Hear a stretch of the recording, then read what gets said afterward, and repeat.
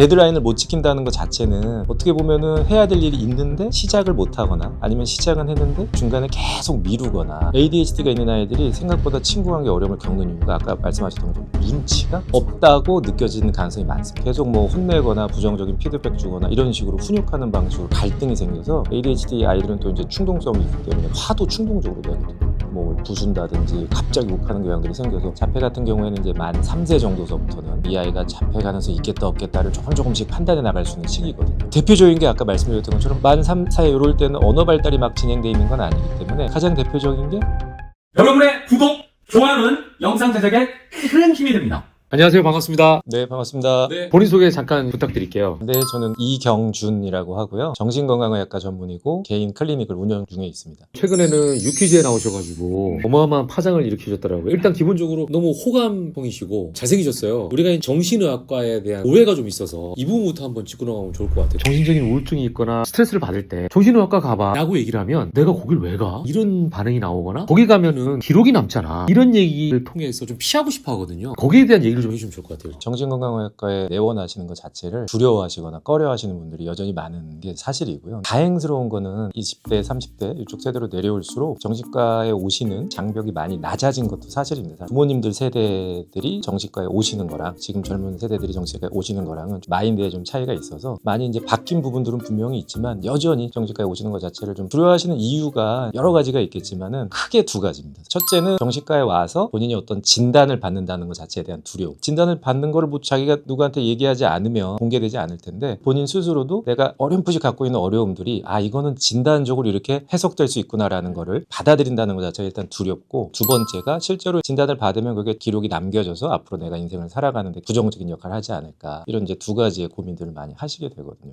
그런 두려움들로 인해서 여전히 정신과에 오는 거를 좀 두려워하시는 분들이 있는 건 사실입니다. 저도 어릴 때 기억이 보면 집 앞에 병원이 있었어요. 정신병동이 있었거든요. 그러니까 이제 우리가 흔히 정신과 그러면 정신병동, 우리 영화에서 보면 정신이 온전치 못한 분들이 가는 곳이다라는 생각이 있잖아요. 지금은 이제 정신과가 그런 장소는 아닌 거죠? 그럼요. 용어 자체도 정신병원, 정신병동 이렇게 하면 이제 용어도 좀 세기도 하고 낙인을 주는 그런 느낌들도 있었는데, 지역사회에서 운영을 하고 있는 정신과 1차 의원들은 가보시면 깜짝 놀랄 정도로 굉장히 안정적이고 깨끗하고 잘 돼 있는 병원들이 많습니다. 굉장히 편안한 마음으로 가실 수 있게 요즘은 병원들이 다 세팅이 잘 돼 있기 때문에 실제로 방문해 보시면 상상했던 거랑 완전히 다르신 걸 느끼실 수 있어요. 최근에 그럼 정신의학과를 찾아오시는 분들은 어떤 고민을 갖고 오시는 거예요? 1차 병원들은 병원들이 있는 지역이나 환경적인 거에 따라 조금 차이는 있는데, 저 같은 경우는 판교에서 병원을 하고 있는데 제가 하는 병원 지역들은 20대에서 한 40대 정도 연령층에서 직장생활 너무 잘하시고 여러 가지 능력을 갖추신 분들인데, 많은 분들이 스트레스 받거나 잘 조절되지 않는 불안 증상,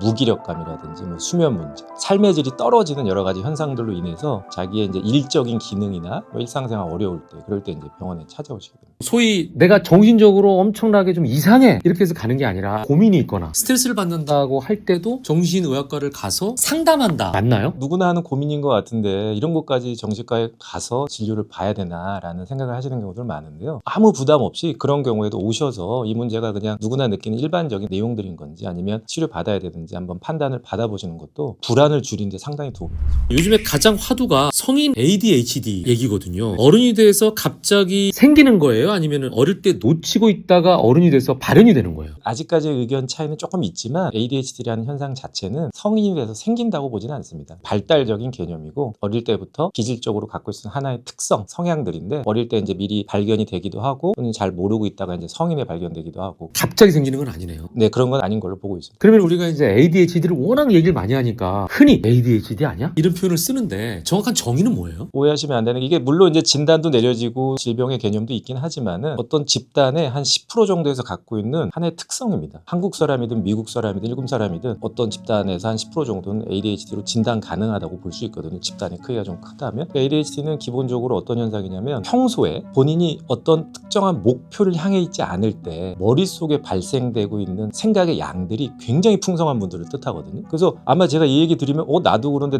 하시는 분들이 굉장히 많아요. 나 되게 평소에 잡생각 많고 이런저런 엉뚱한 생각 많이 하는데 하는데 얘기하시는데 실제로 그런 느낌을 어릴 때부터 성인에서까지 계속 갖고 있는 분들은 특성이 있을 가능성이 있다고 볼 수 있습니다. 그러니까 주의력 결핍이라는 표현을 많이 쓰죠. 그 용어가 사실 조금 아쉬운 부분이 있는 용어인 게 왜냐면 이분들은 주의력이 결핍되어 있는 게 아니라 평소에 많은 잡생각들로 인해서 본인이 동기부여가 별로 돼 있지 않은 일을 할 때 주의를 자꾸 빼앗기는 분들이거든요. 반대로 본인이 재밌어하거나 관심이 있는 어떤 분야를 할 때는 굉장히 초집중을 하기도 합니다. 그래서 편차가 큰 분들이지 결핍되어 있는 분들은 절대 아닙니다. 가장 큰 특징은 두 가지로 설명을 드리는데 첫째는 디폴트 모드 네트워크라 그래서 평소에 자기의 의지와 상관없이 떠오르는 생각의 양이 굉장히 많고 두 번째로는 본인의 동기부여의 수준에 따라서 집중의 편차가 큰 분들을 뜻하는데 이게 이제 어떤 시기에만 있는 게 아니라 평생에 걸쳐서 나타나는 분들을 뜻하게 됩니다. 무슨 얘기냐면 이거 정말 내용도 어렵지 않고 그냥 앉아서 30분 1시간이면 그냥 끝낼 과제들을 이분들은 앉아있으면서 A라는 생각 떠오르면 머릿속에서 거기 갔다 오고 B라는 생각 떠오르면 갔다 오고 이러면서 30분 1시간에 못 끝내죠. 몇 시간이 걸리고 결국에 마무리를 못 하거든요. 그러니까 이제 옆에 있는 사람들 보면 이상하죠. 이 정도 능력되는 분이 저걸 몇 시간씩 붙잡고 있을까? 반면에 본인이 관심 있거나 재밌어하는 분야를 할 때는 다른 사람들이 상상할 수 없을 정도로 굉장히 효율적으로 마무리를 짓기도 하거든요.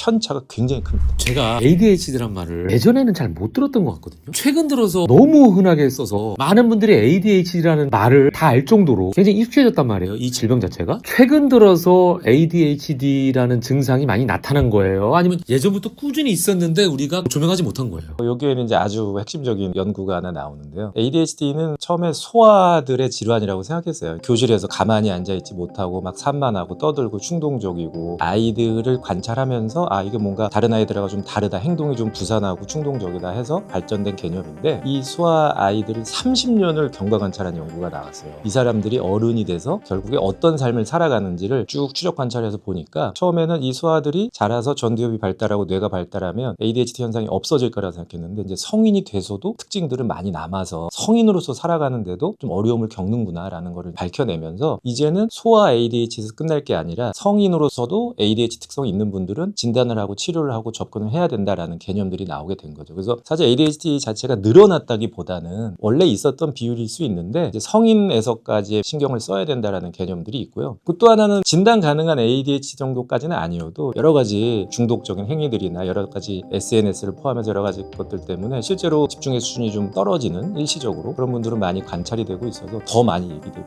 것 같습니다. 어찌 보면은 ADHD가 후천적으로 생기는 경우도 있다고 생각할 수도 있겠네요. 원칙적인 개념은 선천적인 거지만 지금 현대 사회에서는 사실은 후천적 개념의 ADHD 성향들도 이제는 고려를 해야 될 것 같습니다. 하나만 여쭤볼게요. 이제 직장 생활을 하는 분들이 많으니까 이런 경우 있잖아요. 유독 데드라인을 잘 못 맞춰가지고 늦게 제출한다거나 또는 눈치 없는 경우 있잖아요. 그렇게 안 했으면 좋겠는데 선을 넘는 경우가 많다거나 이런 경우도 혹시 성인 ADHD라고 볼 수 있어요? 그런 게 계속 직장 생활하면서 반복이 된다면 강력하게 의심해 볼 수 있는 사인일 수 있습니다. 데드라인을 못 지킨다는 것 자체는 어떻게 보면은 해야 될 일이 있는데 시작을 못 하거나 아니면 시작은 했는데 중간에 계속 미루거나 시간 관리가 안 되시는 분들이거든요.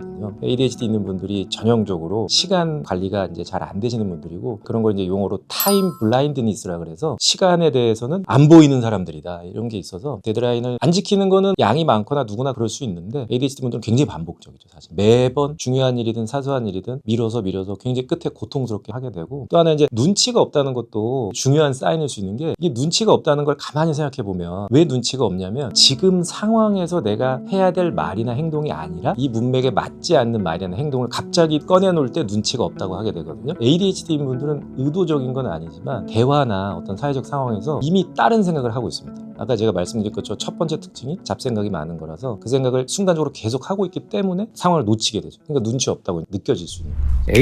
ADHD도 질환의 하나라고 생각을 해야 돼요? 아니면은 어떤 그 사람만 갖고 있는 습관적인 부분이라고 봐야 돼요? 굉장히 중요한 질문이라고 보고요. ADHD의 핵심적인 증상이나 내용이라고 할 수 있는 거는 누구나 다 가지고 있는 거거든요. 양적인 차이일 뿐이지. 그래서 그 경계선에 있는 분들은 내가 ADHD인가 아닌가? 저 같은 전문의들도 판단하기 어려운 경우들도 꽤 많습니다. ADHD 자체는 물론 진단을 내려서 치료도 하는 하나의 질환으로도 볼 수 있지만 저는 개인적으로 질환의 특성도 있지만 인간이기 때문에 숙명적으로 갖게 되는 하나의 특성이라고 보거든요. 요게 내 삶의 질을 많이 저하시킬 때 그때는 치료적으로나 적극적인 개입을 해야 된다 이렇게 보고 있습니다. 성인 ADHD에 대한 얘기를 해봤다면 뿌리가 이제 결국 아동기잖아요. 그럼 부모님들의 역할이 너무 중요할 것 같아요. 우리 아이가 어떤 행동을 할 때 ADHD를 의심할 수 있을까요? 의심해야 되는 중요한 시기가 유치원 때라든지 초등학교 진입할 때쯤 교실에 들어가서 다른 아이들과 어울린다든지 룰을 지켜야 된다든지 사회적 상황이 발생한다든지 뭐 어떤 목표지향적인 활동을 해야 된다든지 공부를 해야 되는지 여기서부터 이제 시작이 되거든요. 처음에 보통 이제 그 시기를 6, 7세 정도 수업 시간에 잘 앉아 있거나 집중할 수 있는가. 특히 아까 얘기하셨지만 생각보다 아이들이 문제가 되는 게 초등학교 아이들은 공부할 게 많이 없기 때문에 친구 관계예요. 사실 ADHD가 있는 아이들이 생각보다 친구 관계 어려움을 겪는 이유가 아까 말씀하셨던 것처럼 눈치가 없다고 느껴지는 가능성이 많습니다. 왜냐면 어떤 친구 관계를 해나갈 때 친구들은 막 A라는 주제에 대해서 재밌게 얘기를 하고 막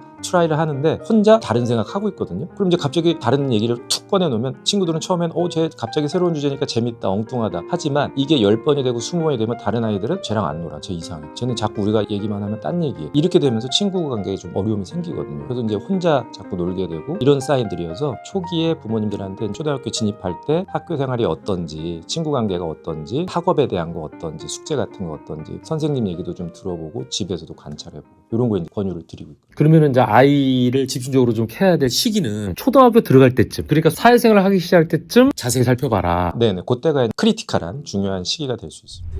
자, 우리가 이제 ADHD 아이라고 가정을 했을 때 보통 우리가 많이 생각하는 방법이 치료하면은 약물이란 걸 많이 떠올리잖아요. 그러면 이게 약물로만 다 해결될 거는 아닌 것 같은데 가정에서 부모님은 어떤 도움을 줘야 될까요, 아이에게? ADHD가 아까 말씀드렸지만 좀 선천적이고 기질적인 측면이 분명히 있어서 한 가지 명확하게 해야 될 거는 약물 치료가 중요하긴 합니다. 왜냐하면 ADHD 치료에 있어서 한 70% 이상은 약물의 효과이기 때문에 적절한 시기에 적절한 약물을 적절한 기간 써주는 게 핵심이긴 하고요. 근데 이제 약물 이외 비약물 쪽으로 부모님이 신경 쓰셔야 될 게 일단 첫째는 아이가 ADHD 성향이 진짜로 있는 건지 또는 이게 있어서 어떤 식으로 삶의 질에 영향을 받는 건지를 잘 파악하시는 게 첫 번째거든요, 사실. 왜냐면 대부분의 분들이 그거를 잘 모르시거나 잘 인정하지 못하셔가지고 계속 뭐 혼내거나 부정적인 피드백 주거나 이런 식으로 훈육하는 방식으로 갈등이 생겨서 ADHD 아이들은 또 이제 충동성이 있기 때문에 화도 충동적으로 내거든요. 뭐 부순다든지 갑자기 욱하는 경향들이 생겨서 더 큰 갈등이 생기기 때문에 사실 비약물적으로는 부모님이 현재 아이의 상태나 아이의 내용들에 대해서 잘 이해하고 인지하는 게 첫 번째가 될 수가 있고요. 그리고 여러 가지가 있지만 보통 이제 말씀드리는 것 중에 하나가 ADHD가 있는 아이들한테는 내면적인 동기를 너무 강조하시면 안 돼요. 너 이거 해가지고 나중에 훌륭한 사람 돼야 되니까 열심히 해야 되지 않아? 이건 사실 내면적 동기를 강조하는 거고 동기부여를 너무 강하게 하면 안 되겠네요. 내면적인 동기부여를 너무 강하게 할 필요는 없어요. 아직 그게 잘 형성돼 있지 않고 오히려 ADHD 아이들은 외부적인 동기를 주는 게 더 좋습니다. 사실은 너가 예를 들어서 일주일 정도 방 정리를 잘 유지하면은 보상으로 뭘 주어질게, 이런 식으로 심플하고 아이가 자기 행동에 대해서 적절한 보상이나 뭐 칭찬을 받을 수 있는 시스템을 만들어주는 게 더 중요합니다. 청소년 ADHD까지 이제 여쭤봤는데 부모님들이 가장 또 걱정하는 질병 중에 하나가 ADHD하고 어찌 보면 좀 비슷한 또 다른 극단적인 예가 자폐 스펙트럼이잖아요. 이거는 뭐예요, 정확하게? 자폐 같은 경우에는 사실 ADHD하고 유사하게 보이면서 갈려지는 지점이 있는 게 자폐는 훨씬 더 선천적이고 발달적이긴 합니다. 자폐가 갑자기 어느 시기에 딱 생기고 이런 건 아니고 어린 시기서부터 이렇게 차근차근 발달해 가는 건데 자폐에 있어서의 핵심은 사회적 상호작용이 부재하다는 거죠. 사람이 생각보다 별다른 노력을 안 하고 연습을 안 해도 다른 사람과 눈맞춤하거나 비언어적인 제스처를 쓰거나 상호작용하는 방법을 잘 배워나가거든요, 아이들이. 부모 거를 좀 보고 배운다든지 그런 게 별로 없어도 그냥 선천적으로 알게 되는데 자폐 아이들의 핵심은 사회적 상호작용의 기능들이 어릴 때부터 잘 발달하지가 않아요. 그래서 어릴 때부터 눈맞춤이 안 되기도 하고 현재 사회적 상황에 대한 이해가 안 되기도 하고 이런 게 이제 핵심 증상으로 발생을 하게 되고 언어 발달의 문제도 생기기도 하고 지적 수준의 문제가 생기기도 하고 심한 아이들은 아까 말씀하셨던 것처럼 상동 행동이라 가지고 좀 이상하게 좀 반복되는 행동들을 하기도 하고 뭐 여러 형태가 나타나요. 이거를 그래서 빨리 발견하면 좋을 것 같은데 자폐 스펙트럼은 더 어린 시기에 발견할 수 있는 건가요? 더 어린 시기에 스크리닝 해보려고 시도를 할 필요는 있습니다. 사실 모든 아이들이 이제 부모에 의해서든 잘 관찰이 되는 측면들이 있지만 자폐 같은 경우에는 이제 만 3세 정도서부터는 이 아이가 자폐 가능성이 있겠다 없겠다를 조금씩 판단해 나갈 수 있는 시기거든요. 대표적인 게 아까 말씀드렸던 것처럼 만 3세 이럴 때는 언어 발달이 막 진행되어 있는 건 아니기 때문에 가장 대표적인 게 눈맞춤. 부모님이 아이한테 손가락을 가르치거나 어떤 특정 상황을 가르치면서 저기를 보자 하는 이런 아주 단순한 지시사항들도 자폐 아이들은 잘 안 돼요. 왜냐하면 지금 뭘 보자고 하는 사회적 상호작용이 이해가 안 돼 있는 상황이기 때문에 이 사회적 상황에 참여를 못합니다. 그래서 비언어적인 행동들이 부모님이 보기에는 이 상황에 참여가 안 되는 느낌들을 받거든요. 눈 맞추면 안 되는 것도 마찬가지죠. 굉장히 미묘한 사인들인데 그런 것들이 만 3세 전후로 해가지고 평가가 될 필요가 있고, 그래서 이제 소아 전문으로 하는 정신과 대학병원 포함해서 이제 로컬에서도 소아 전문으로 하시는 병원들은 그 3세 평가를 해서 가능성을 측정하기도 합니다. 부모가 제일 많이 갖는 생각이 자책감이거든요. 내가 임신했을 때 뭔가 잘못 먹어서 그런가? 뭔가 내가 태교를 잘못해서 그런가? 이런 생각하시는 분들 많거든요. 그게 너무 안타까운 게 실제로 자폐 아이를 둔 부모님들 병원에 종종 오시는데요. 그 말씀하신 그 자책감이 너무 심해서 본인 삶도 완전히 파괴돼 버리시는 경우들이 많아서 너무 안타까운데요. 이게 생각해보면 자폐라는 질환이 발생하는 데 있어서는 단일 요인이 존재하는 게 절대 아닙니다. 사실 저희가 그런 거를 멀티팩토리얼이라고 하는데, 아이가 유전적으로 갖고 있는 측면을 포함해서 그 뇌가 발달해 가면서 가해졌던 환경적인 여러 영향들을 포함해서 굉장히 많은 요인들이 자폐 발생에 관여를 하기 때문에 사실 이제 어떤 요인이 어떤 식으로 작동했을지는 알 수가 없는 거죠. 부모님이 내가 낳은 자녀니까 나 때문에 자폐가 생겼다 이렇게 생각하실 수 있는데, 그거는 너무 단순화된 도식이고요. 이제 이런 뇌 발달이 이루어진 데 있어서는 요인들은 있지만 그 요인들이 어떻게 작용하고 어떤 식으로 만들었는지를 알 수 없는 거죠. 그래서 부모님이 자책하시기보다는 현재 이 아이를 앞으로 어떻게 잘 케어해 나갈지에 대한 고민들을 해나가실 필요가 있습니다. 말씀을 듣다 보니까 하나 갑자기 든 생각이 있는데, 보통 우리가 역사를 바꿀 만한 세기의 천재들 있잖아요. 그 천재들은 자폐라든지 다른 사람과의 상호작용을 안 하는 분들이 천재성이 있다 이렇게 또 오해하는 분들이 있거든요. 일부 겹치는 개념도 있습니다. 왜냐하면 자폐 같은 경우에 중증도에 따라서 다르긴 하지만 사회적 상호작용이 안 되고 뭐 여러 가지 특징이 있지만, 자폐가 있는데 언어 발달이 굉장히 잘 돼 있고 아주 노말한 정도까지는 아니어도 의사소통이 되고, 또 하나는 지적 수준이 굉장히 높은 분들이 있습니다. 자폐인데 지적 수준이 정상 또는 정상 이상인 분들을 저희가 예전에는 아스퍼거 증후군이라고 이름을 붙였는데, 자폐 스펙트럼이라는 걸로 바뀌면서 이제 없어지긴 했는데, 임상에서는 그 개념은 계속 쓰고 있거든요. 특히 지적 수준이 높은데 자폐 성향이 있는 분들은 말씀하신 것처럼 사람들이 이해할 수 없는 굉장히 천재적이고 아주 특별한 지적 수준을 발휘하시는 분들도 종종 존재합니다. 저는 이제 ADHD를 굉장히 많이 보는 의사인데, 성인분들 중에 정말 창의적이고 크게 어떤 일을 하시는 분들은 제가 볼 때는 상당히 많은 분들이 ADHD시거든요. 왜냐면 본인이 노력을 별로 안 해도 머릿속에 드는 생각의 양 중에, 또 생각의 내용 중에 그렇지 않은 분들은 일반적으로 상상하기 힘들 내용들이 많이 담겨져 있고.